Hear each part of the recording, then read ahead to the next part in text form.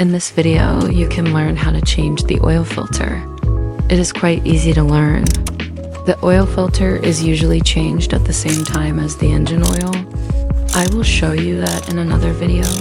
All you need is a new oil filter and gasket, a socket, wrench set that includes a socket about 27 millimeters, a flex joint, a long extension, and a ratchet wrench. In this case, it is done on an HDI engine from Peugeot, but it is the same principle on many newer cars.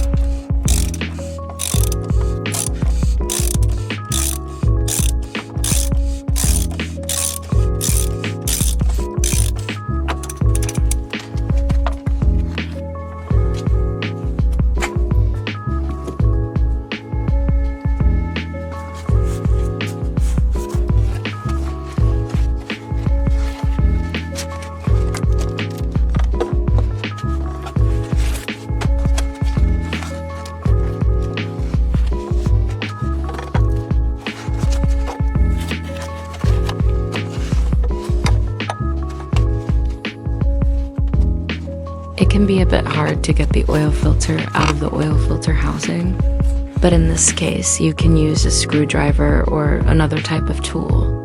The new oil filter is easy to install in the housing. When you push it in, you will hear a click, and the oil filter has a grip on the oil filter housing.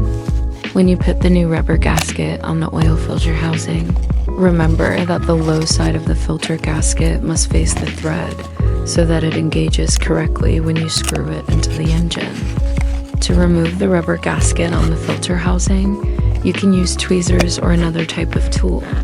Remember to put a little oil on the rubber gaskets so that they engage on the engine easier.